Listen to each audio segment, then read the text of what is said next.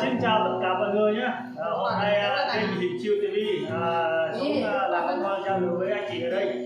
Thì mọi người xem kênh Hình Chiêu TV cảm thấy hay thì nhớ đăng ký kênh của Hình Chiêu TV để Hình Chiêu TV có cái động lực làm thêm video tiếp theo nữa. Chị Chiêu xin cảm ơn tất cả mọi người đang xem theo dõi của kênh của Hình Chiêu TV. Rất cảm ơn rất nhiều. Rồi đây anh chị là chị hát nhé. Bắt đầu giới thiệu cho chị đây. Chị tên gì nhỉ? Tên gì nhỉ? Nhạc Mẹ Nhung rồi. Mẹ Nhung là hai vui vẻ nhé. tiếng Việt Nam của mình. Nè mình cứ học đi, các cô nó đi làm thật lè. Trên Chiêu TV là bài 1 rồi. Rồi. Bắt đầu.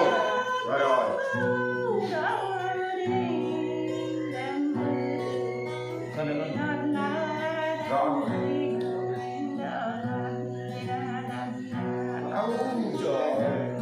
Rất là hay. Ra tay cả.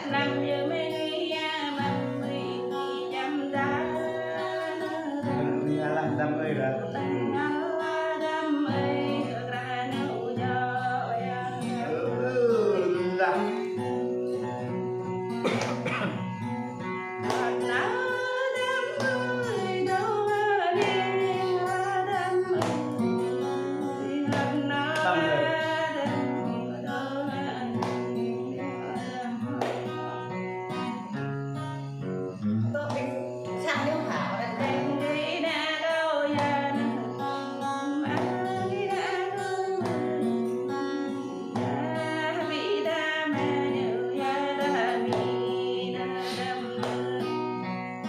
đấy hay.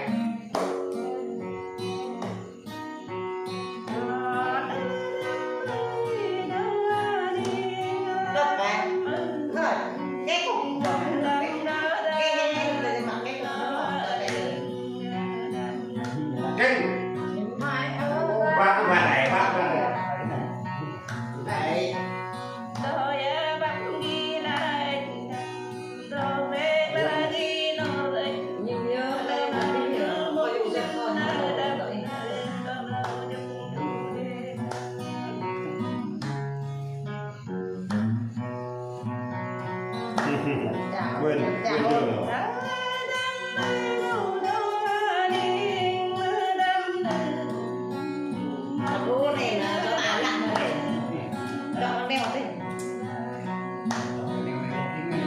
Neo đâu con cái neo nào đó kia không neo đâu cái neo.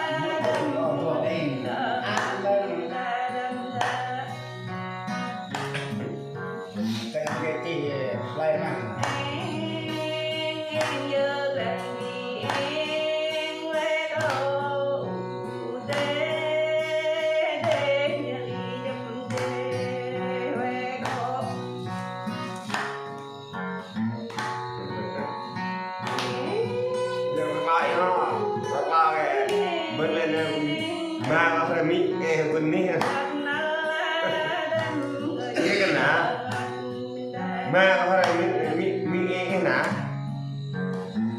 hai nè Cái là sao đó cái là cái là có lẽ mà có phải mi ha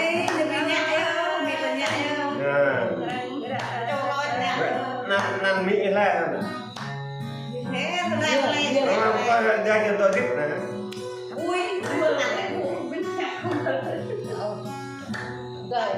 beberapa kali